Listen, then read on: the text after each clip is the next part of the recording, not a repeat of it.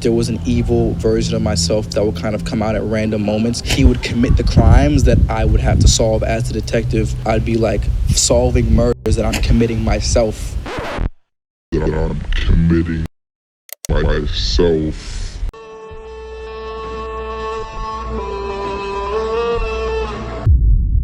Celeste Rivas Hernandez's body was found dismembered in 2 separate plastic bags in the front trunk of a Tesla that belonged to David in September of 2025. Authorities now believe her life may have been taken 5 months before her body was ever even found in April of 2025. There was a missing persons poster published with her family looking for her a year prior to that in April of 2024. Celeste would have just turned 14 years old on the day that authorities found her. David just turned 21 years old this March, and the death penalty, which is extremely rare in California where he'll be facing trial, is not off the table, as the district attorney said that the charges against David are the most serious charges that a DA's office can bring. That is first-degree murder with special circumstances.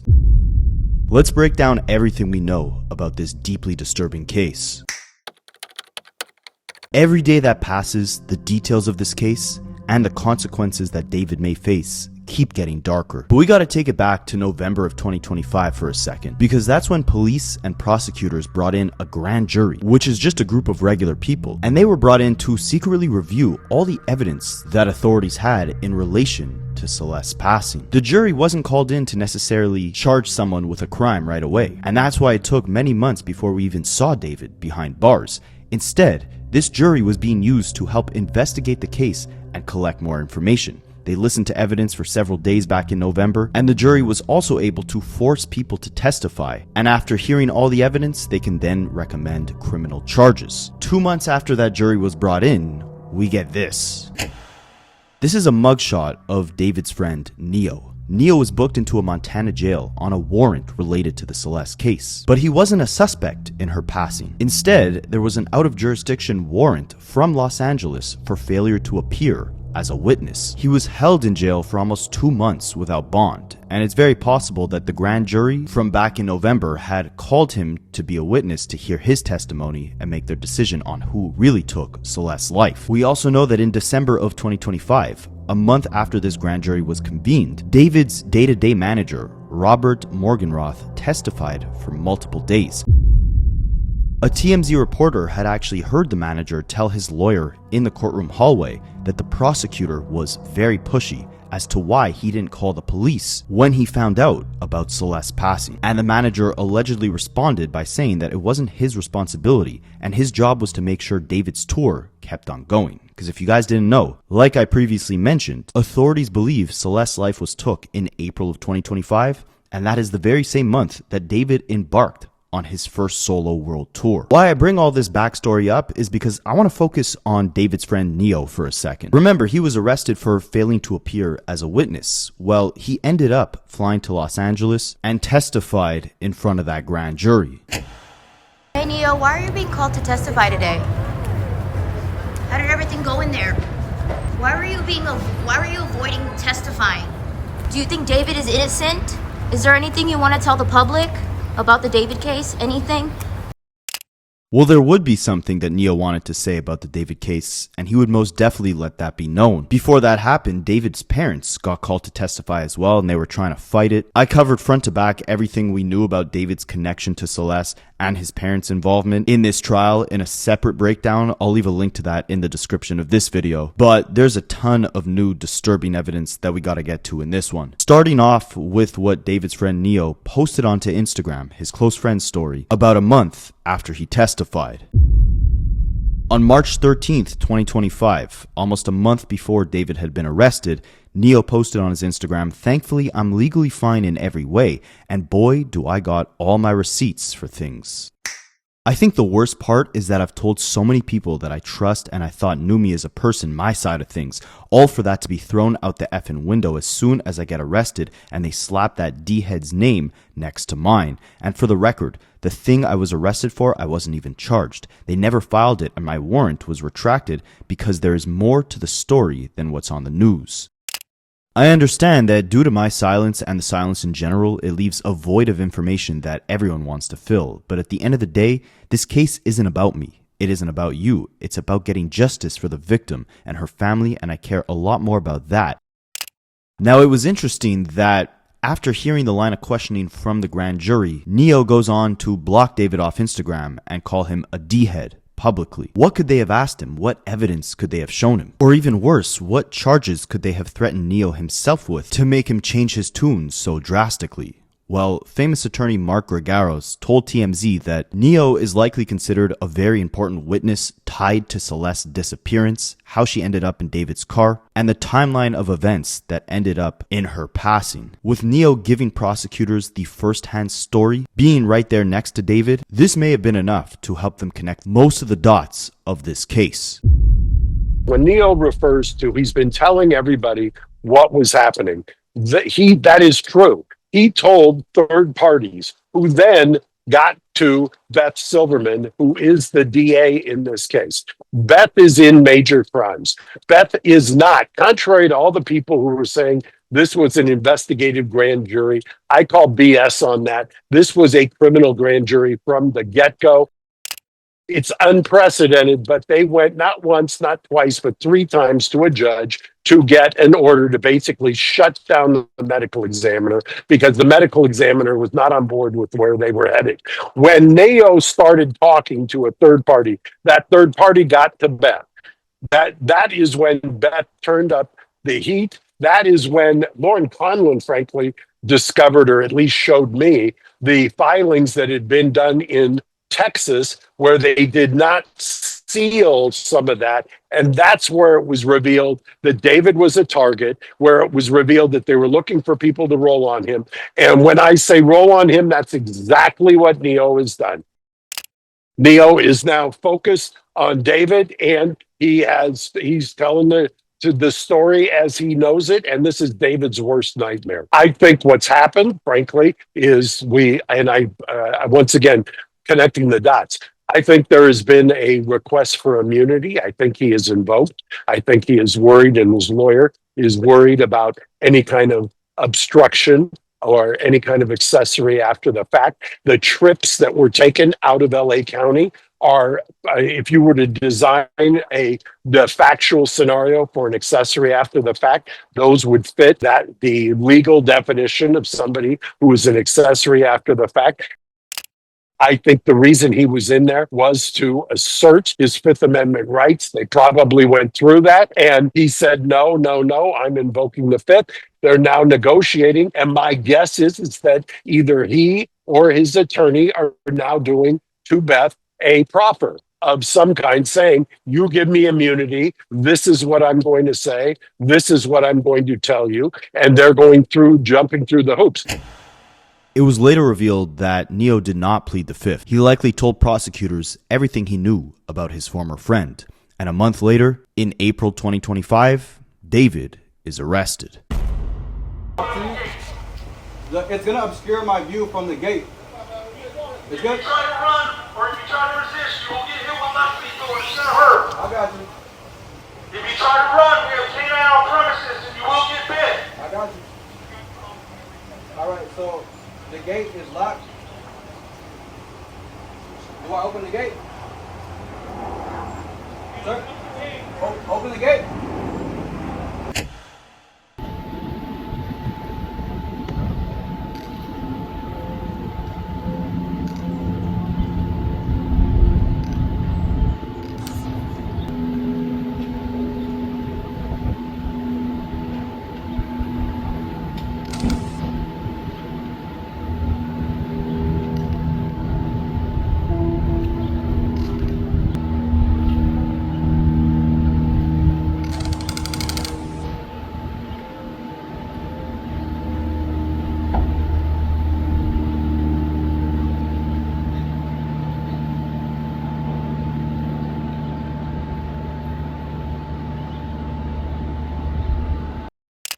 Now, the key problem in this case is the condition that authorities found Celeste's body in. It was completely dismembered in 2 separate plastic bags in that front trunk. Because of that, Celeste's cause of death may end up being the centerpiece of the trial. Without a clear cause of death, without knowing if it was a homicide, an accidental overdose, it becomes a weapon that David's defense can use against prosecutors. How can they prove he was the one behind this if they don't even know how she died to begin with? Well, we would quickly start getting some answers. Prosecutors say that David actually murdered Celeste on April 23rd, 2025, but had ended up mutilating her body on May 5th. She was then left in that Tesla under his name for 4 more months until September. LAPD would do a conference where they said that David is not just charged with first-degree murder, but also with mutilating a body and lewd and lascivious acts with a child under the age of 14. He's also charged with interfering with an active investigation, trying to protect his career and hide from the charges he would have initially been faced with, which was that he was having S relations with a minor under the age of 14.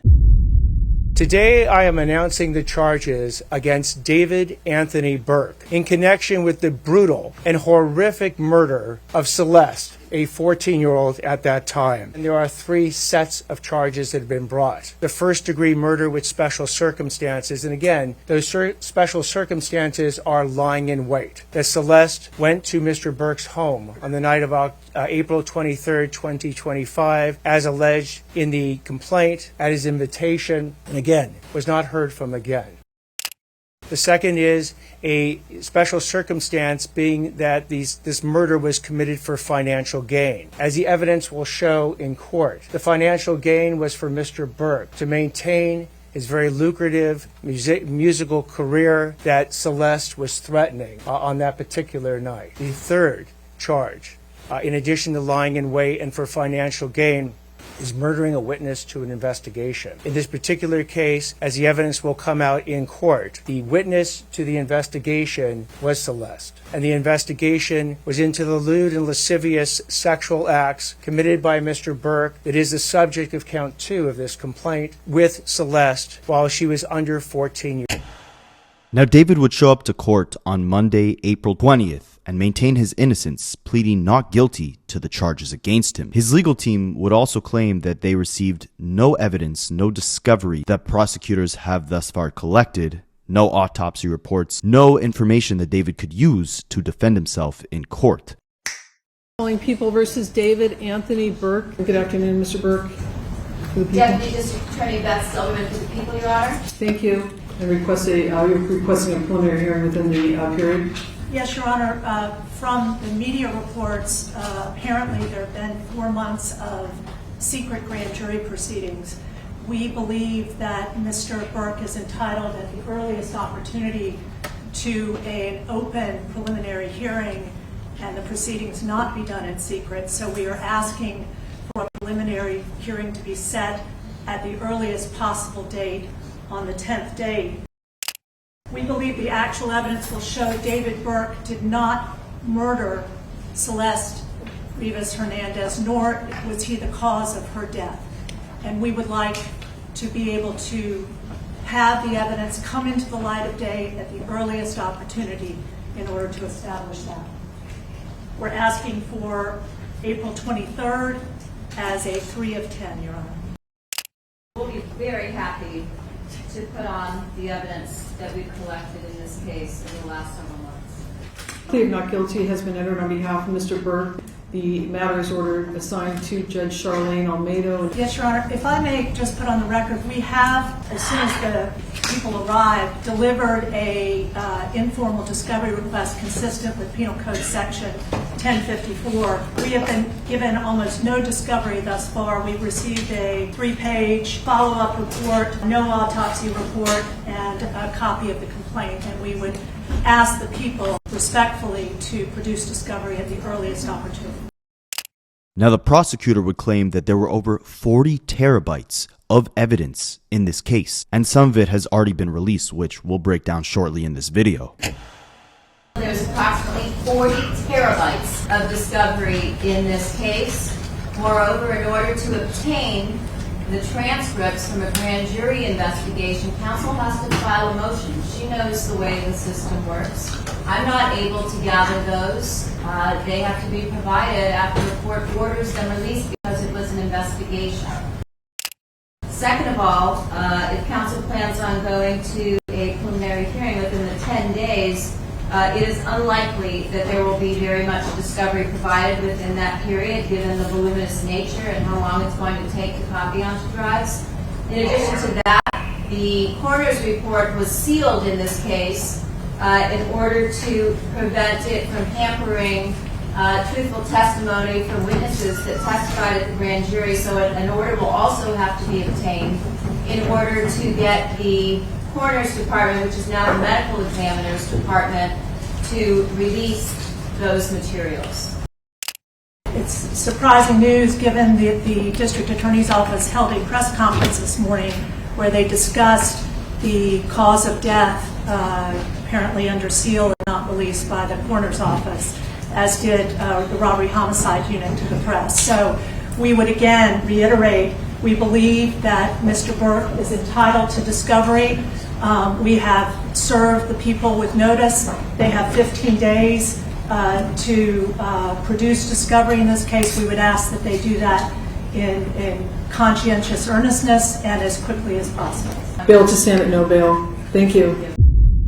Now here's where things get tricky. David's lawyers have asked the judge for a preliminary hearing within 10 days. That's something he's entitled to as a defendant, and there's a clear strategy for that move. David's lawyers are banking on this case still being a work in progress. They're hoping that prosecutors don't have their witnesses and all their evidence fully ready. And if that is the case, then the judge could dismiss this case completely. The district attorney also claims that David had repeated relations with her when she was under the age of 14, and she threatened to expose their relationship, which would in turn, of course, destroy his musical career. As a result, they say this led him to murdering her with a sharp object, cutting up her body, stuffing the remains in 2 bags, and placing them, of course, in the front trunk of his car. David was transferred to the LA County Men's Central Jail the night that he appeared in court. He was placed in segregation because he's a noteworthy inmate, meaning that he won't be able to interact with the 5,000 plus other inmates in this prison. Due to his status and the publicity of this case, he'll be alone for most of the day. Now, as for where David was living before being incarcerated, he was actually renting a home in Los Angeles, the very same area that Celeste's body was found. NBC LA had actually interviewed several of David's neighbors, who had said that throughout the 7 months between Celeste's body being found and David actually being arrested, some of them had no idea that anyone was even living in the house. It was so quiet. While others complained that there were many parties going on throughout this time period, meaning that David was likely throwing parties in this house that was miles away from where Celeste had lost her life. It felt like 100 police officers, a canine unit. I heard someone on the megaphone saying, "Surrender, surrender, come out." I spoke about the arrest with legal analyst Royal Oakes. What's your reaction? It's a huge question about why it took authorities 7 months to arrest this man. The DNA evidence probably was gone because there was so much deterioration of the body. Plus, the authorities wanted to talk to lots of witnesses. That probably explains the gap. The fact that they have made the arrest now suggests the authorities think they have a very strong case. This afternoon, Blair Burke returned to the home where police arrested the singer and made no comments as she left. For the DA? But Blair and the rest of David's legal team released a statement saying, quote, "Let us be clear, the actual evidence in this case will show that David Burke did not murder Celeste Rivas Hernandez, and he was not the cause of her death. There has been no indictment returned by any grand jury in this case and no criminal complaint filed. David has only been detained under suspicion. We will vigorously defend David's innocence." We assumed he'd fled far away. After the singer's arrest, neighbors in the Hollywood Hills were surprised to learn David was living nearby. We never saw anyone like him. We never saw anyone going in or out of his house. We actually assumed no one was living there. All of our neighbors were kind of on a group chat, and we were like, this was kind of scary that we've been living around the corner from an accused murderer. One neighbor actually told me that he's relieved that there was an arrest because he said that there have often been parties at this home. I asked if he's heard parties here recently. He said it's an ongoing problem. Now, when the LA police chief was asked why it actually took so long to make an arrest in this case, 7 months to be exact, his answer is interesting. Like we said before, with Celeste's body being dismembered when it was found, it's extremely hard to point to an exact cause of death, but aside from that, they had no concrete physical evidence showing someone actually committing the act of murder. They needed to get forensic and digital evidence to prove this case beyond a reasonable doubt. They needed witnesses, they needed the coroner's report, they needed to understand what was the actual cause of death. And it looks like now they're more confident than ever that they have that. This department has faced criticism for how we handle the case and for our decision not to provide details. I want to be clear about something. My duty is not to fuel speculation, it's to deliver justice, and that requires patience and discipline on everybody's part. This investigation was driven by a single purpose: to secure justice for Celeste Rivas and for those who loved her. We had to be certain that nothing we did or said would ever jeopardize this case. Ms. Rivas was a reported runaway from Riverside County. During the course of our investigation, detectives learned that she had been involved in a sexual relationship with Mr. Burke when she was a minor and he was an adult. On April 23, 2025, Ms. Rivas arrived at Mr. Burke's home in the Hollywood Hills. That's the last time she was known to be alive. On September 8, 2025, Ms. Rivas's dismembered and badly decomposed body was discovered in Mr. Burke's Tesla. From that moment forward, our investigators faced an extraordinary, difficult, and complex case. The condition of her remains delayed the medical examiner's ability to be able to determine cause of death. The substantial amount of time that passed between her death and the discovery meant that crucial evidence had degraded or disappeared.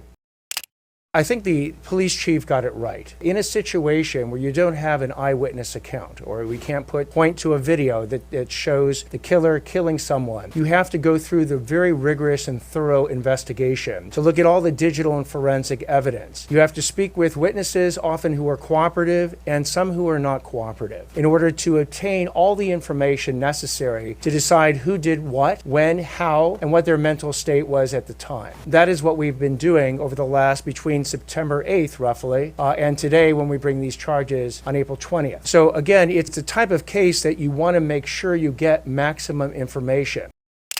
Now, what's extremely disturbing is, remember, the district attorney believes that David had murdered Celeste on April 23rd, 2025. They believe the murder was a result of Celeste threatening to go to authorities to reveal the relationship she had been having with David, and in an attempt to save his career and not get charged with having S relations with a minor under 14, he decided to take her life. They claim that was on April 23rd. If you look at David's old TikToks from that time period, on April 23rd, he's posting videos where he's promoting his brand new album.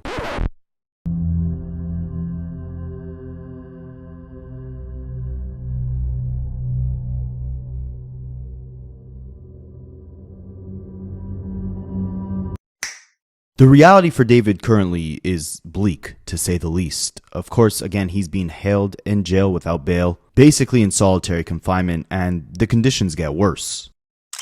According to TMZ, David is allowed to take one shower every other day. He's escorted from his cell to the shower. He's also allowed to make phone calls on the days that he's allowed to take a shower. He has no access to a television. He currently can't have any visitors. He has no contact with other inmates, and he can only spend 3 hours a week outside. He also currently has no money on his books. As far as the victim's family, Celeste's family, they were seen leaving the courtroom absolutely distraught and would not take the time to answer any questions. Trust me. Trust me. You are a lawyer. You know you're not supposed to push anyone. How are you feeling about possibly seeing David in court?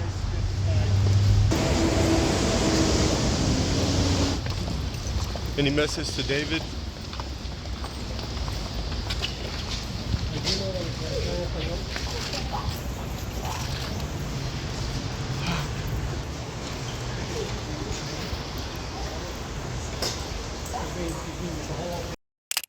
Now, like I said, I did a full video breaking down every piece of evidence that we have tying Celeste to David. Celeste's brother had done an interview with the press saying that in April of 2024, she had left her family's home to go be with David, and this is when missing persons signs started going up with Celeste's face on them. Another alleged witness has come forth and said that he was working at a jewelry shop and he instantly recognized Celeste from these photos, and that she and David were in his jewelry store in April of 2024, the same month that she went missing, and he claims that she looked extremely intoxicated.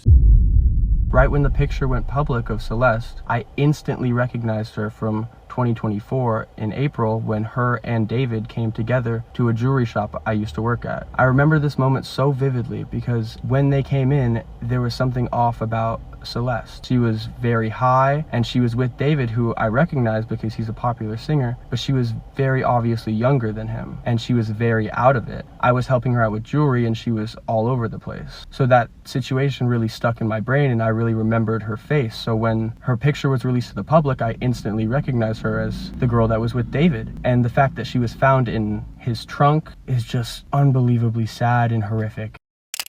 Now, we would end up getting the official complaint with all the charges that David is faced with prosecutors detailing the sequence of events and what we know, and some new information was revealed that's deeply disturbing. Basically here, prosecutors are accusing David of repeatedly abusing Celeste over a 1-year period when she was under 14, and saying that he lived with her or had regular access to her. It was between the dates of September 7th, 2023 and September 7th, 2024, which is actually the day of Celeste's birthday. And if David is convicted, he would have to register as an S offender. Of course, beyond just the murder charge, this is a serious and violent felony in and of itself. He'd be ordered to also take blood/HIV related testing and serve time in state prison. Now remember that they believe she had been murdered on April 23rd, 2025, which is several months after they claim he had S relations with her. It's possible that they were dating on and off throughout that time period, going through some heartbreak, and like I mentioned before, David had been promoting a new album in April of 2025 when prosecutors claimed Celeste had lost her life. Now, Redditors had actually dug up his old SoundCloud files from that era when he was about to release this project, and they believe one of the interludes on the records actually includes a voicemail of Celeste having a conversation with David. They say David's deleted SoundCloud had versions of the tracks that were not fully released before his Withered album, and without any changes or tweaks in the song, you can clearly hear Celeste's voice. Despite this, he didn't say or tried not to disclose who the person was for obvious reasons, and not because of some stupid copyright excuse. The songs share similar file types, which suggests that David recorded those voicemails between early October 2024 and late November 2024 when he and Celeste were going through heartbreak. This was also during the time he was actively making and shaping songs for his album. David most likely used her in multiple situations that caused her to be hurt and mistreated, and because in the song Celeste was blaming herself for the wrongdoings, David was truly manipulating her emotions. I sound so stupid right now, but like I've been so selfish and I can't stop thinking about you and what I did and how it's affecting like everything. I just wanted to say I'm sorry. I really am sorry. I tried. You're special, David. I got a question. What's the question? Why don't you hold my hands anymore? Oh, here we go again, bro. Nah, I'm so serious. Bro, I'm so serious. Like, all right, continue. I haven't held your hand in like, shoot. Sorry. Like, you're not funny. I swear you're not funny. I'm done. Alright, let me think. About it, so the time. It could have been yesterday. It could have been yesterday. Wow, yeah. I'm glad you remember that. I'm glad. Period. Ew, I hate when you say period, man. All right. I got a question for you now. Okay. Why do you think we met? Well, I think personally, have you ever heard of the invisible strength theory? Oh yeah. Exactly that. So basically, we met because we were supposed to meet. Okay. And we're connected because we're supposed to be connected. It's kind of like that, I loved you before I existed and I'll love you even when I die. Word. Yes. Okay. But yeah, like, it's like It's weird, it's strange, it's unpredictable. Yeah. So don't leave me. No, you Please. got it. Okay. You got it. You got it. All right. I love you. I love you. You're the one calling my phone. You been there, been there, you been there. Calling me. Been there, you been there, you been there. Please go away. Been there, been there, been there. Why are you calling me? Been Why are there, you calling me? been there, Calling me. been Say there. sorry. This. I didn't want to go and change the narrative and say something completely different. You gotta figure whatever you got going on. Figure that out.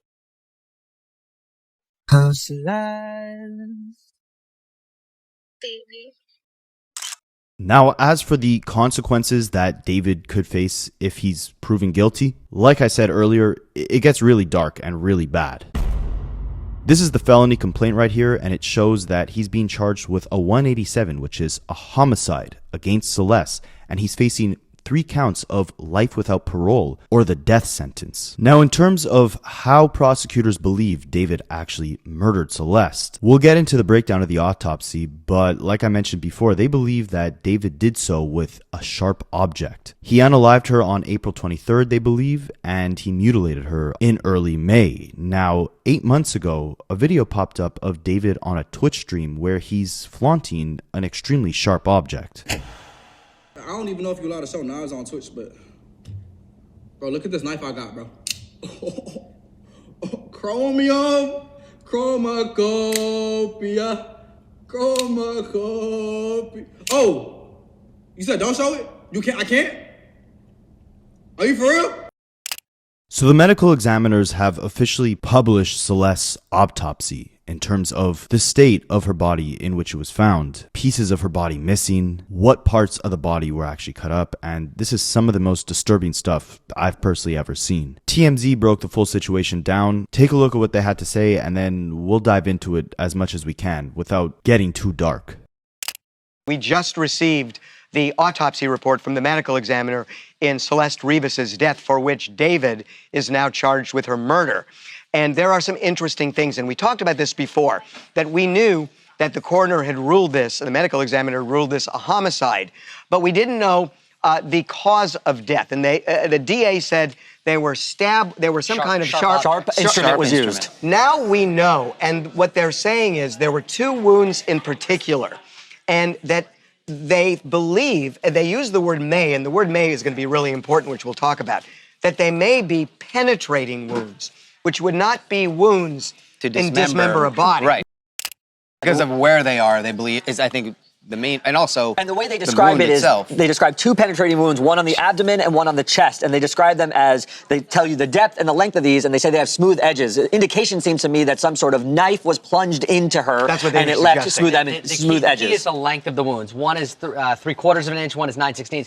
So this size wound as the penetrative wound. These are Which not, is an indication of the length of the blade. and also a blade that could not dismember a body, right? This would not be the same instrument used to dismember the body. Now, the body was dismembered. They describe all that in detail, but those types of cuts to take the body apart would be different.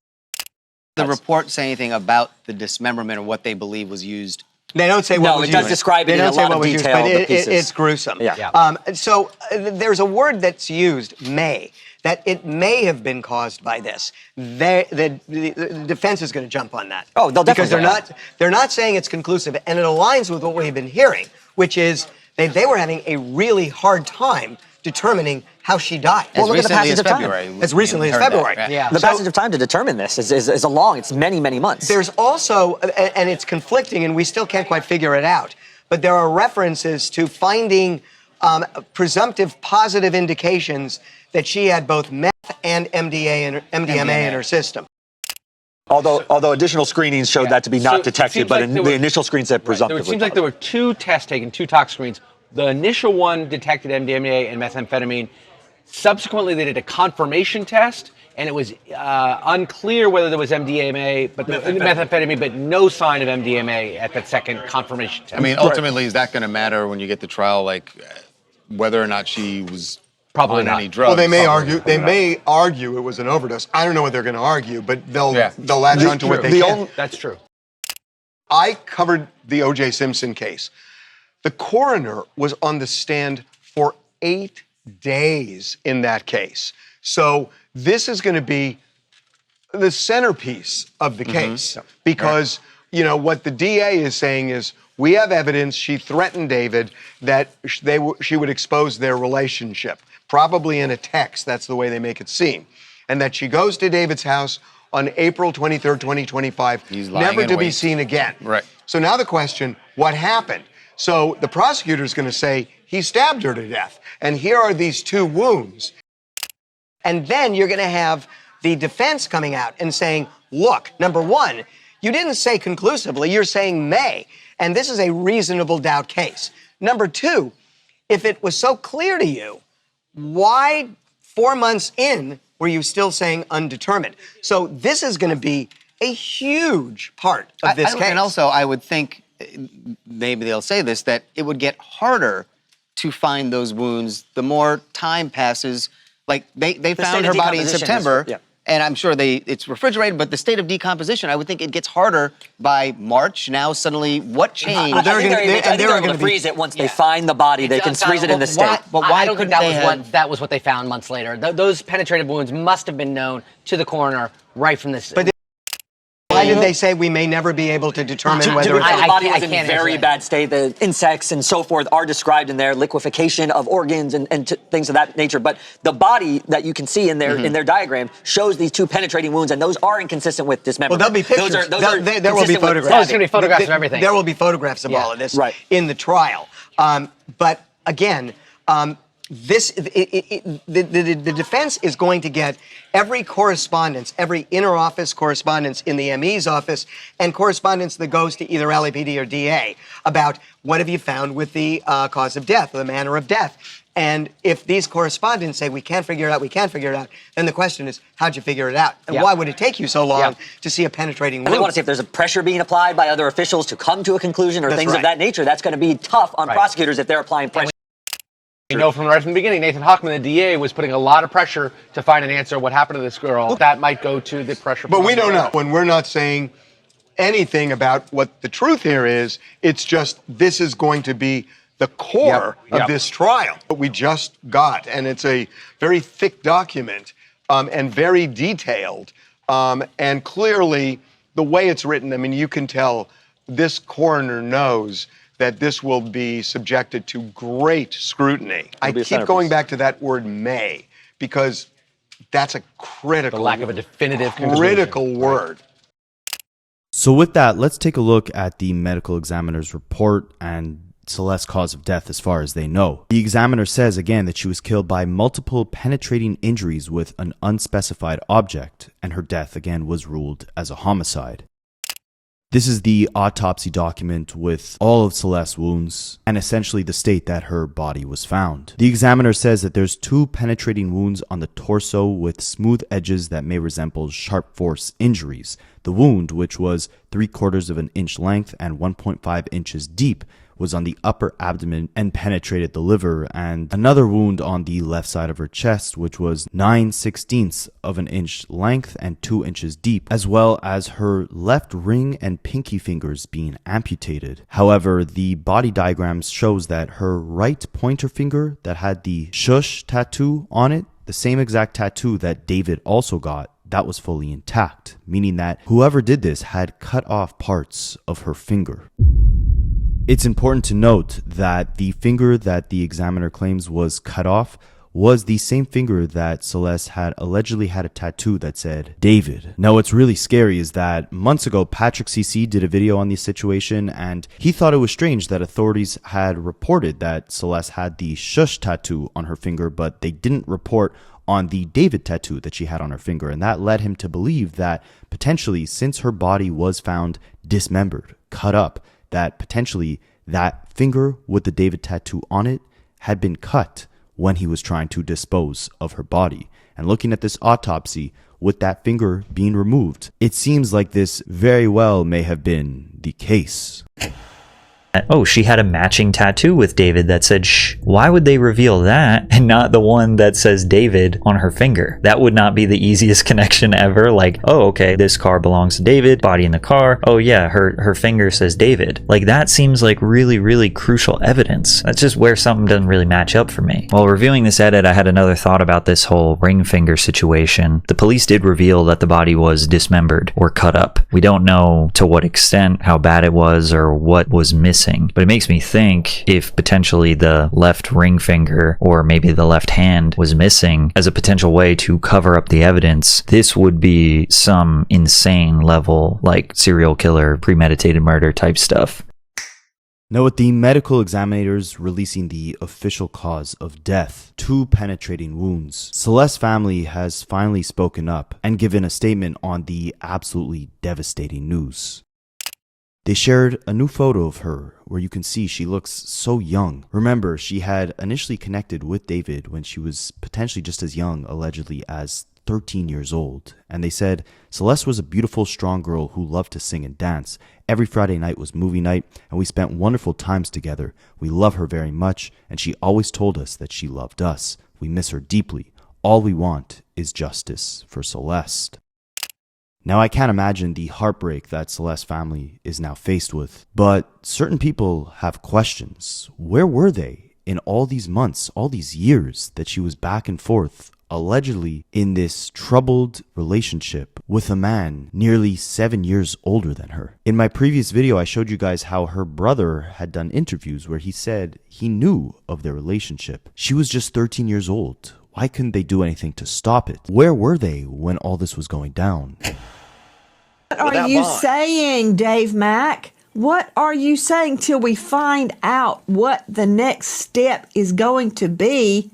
The next step is an indictment. That's the next step. The long dead body of this little girl found in D4vd, David Anthony Burke's Tesla, found one day after she would have turned 15. She was just 13 years old, in the 7th grade, when her family reported her missing. She was with D4vd, and after that, they never said another word. Nothing. Where have they been all this time? Why are we the only ones banging the drum, demanding justice? Brian Fitzgibbons, this is very odd behavior on the parents' part.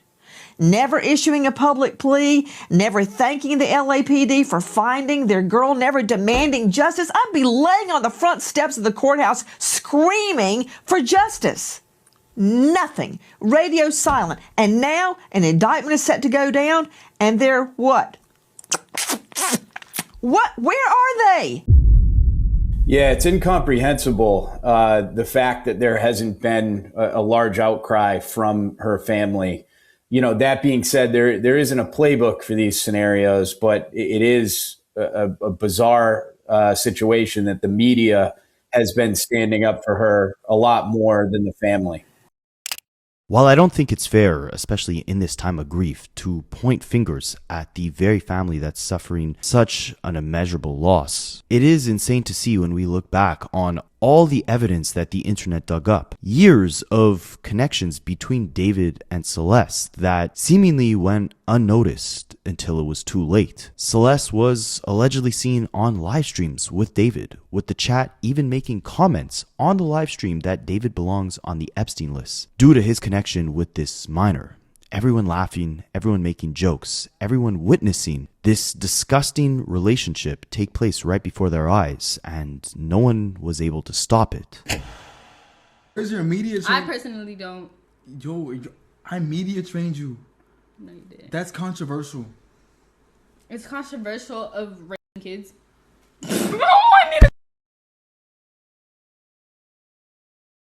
Really good. Okay, it's been a good one. Bye. Bye, guys. Mwah, mwah, mwah, mwah, mwah. Oh my! Delete everything. Delete everything. Everything goes. Everything goes. Everything. Check it out because they didn't go with the silver.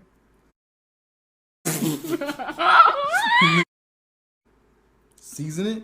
It's already seasoned, bro. It's Alfredo. Seasoning. Chat. Pray for his career, chat. Are we done? Are we? We need to delete this. Are we? Maz, can we delete all VODs? And then as soon as the stream ends, delete the stream too? Can we delete? Can we delete everything? You done for, bro? Y'all are not done? Now you gonna Epstein? Yo, wait. Oh, look it. Answer that one. That's so mean if you don't answer Which that. one? What's good, David? Big fan, mixed by me. Oh, thank you, Mitochondria. Appreciate you. I gotta sign with him if you even. Like I said, you guys can check out my full breakdown where we detail many disturbing connections between David and Celeste. It seems like they had been together years before this incident took place, meeting on Discord, Celeste running away from home to stay at David's house, David writing songs about her. All this is alleged, of course, but these connections run deep and it doesn't make sense to me why no one was able to stop it. Look at all these different connections that were all public all throughout these years of David allegedly romantically involved with this child. He knew exactly what he was doing. Let's start off with this lyric from one of his songs. He said, "I don't care about the law when I'm with you because I be breaking it all the time." Here's a picture that he put on his close friends. It is said that he would only post his relationship with Celeste on his close friends because obviously nobody could see it. And this is them together. This is a tattoo that the 15-year-old girl had on her finger. This was also posted to Instagram and it says David. This is another Instagram story that he posted, but so cleverly he covers up her face because she is of course 15 years old. This is proof that for 2 years in a row he uploaded love songs on Celeste's birthday. Her birthday is September 7, 2010. This is a missing poster that was actually being put on Facebook and social media by her family. Now this one's a little bit confusing because it says she was last seen February 14th of 2024, and then there's another poster that says April 2024, so I'm not sure if she had a history of running away. This is another photo from December 2023 of David and Celeste together. This is a screenshot from his Discord where someone's saying he has a girlfriend. They're pretty sure he's dating and her name is Celeste. This is of course the matching tattoo that he had with her on his finger because obviously he couldn't put her name on his finger because she's 15. Proof that romantic homicide was uploaded on her birthday. This is another picture of them together, and on this one I think they were on FaceTime with someone. The person who put this photo said, "Celeste and David, don't let me sleep." Another photo of the girl with David while they were like video chatting. Okay, so pay attention to this one. This is a photo of Celeste and David that was uploaded by a user named Lamp. Lamp said, "Hey, who's the girl?" David said, "You are a fed."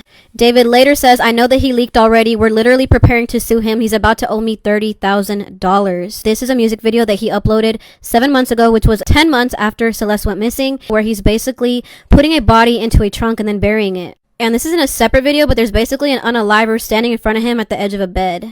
This is another Discord screenshot that Celeste herself apparently posted. She was replying to another girl and she posted this photo of David wearing a shirt that says "I love my girlfriend," and I'm assuming that that heart in the middle had a picture of them together as a couple. This is a tweet from May in 2022, and it is said that they were talking in 2022. He said, "When I was writing this, I got a notification from you as you were talking about wanting to be with your mom and your sister again.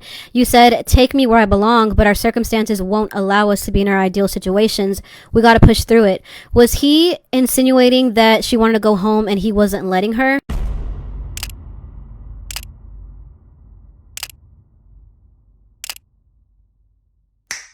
Hey guys, so David did appear in the courtroom today, a year to the date from when prosecutors say that Celeste was killed by him. I'm gonna break down what went down in the courtroom today. Before I get into that, there were a lot of people in the comments asking why David appeared at his arraignment in regular clothes and not an orange jumpsuit. This is common for people who are in the early stages of court proceedings, such as how David is. The court allows them to wear street clothes, which is just everyday clothes, so that there's not a presumption of guilt in the courtroom when he's first seen. It's argued that if he were to enter the courtroom for the first time already dressed like a criminal, that makes people in the courtroom assume he is a criminal, and that goes against the whole motto of innocent until proven guilty.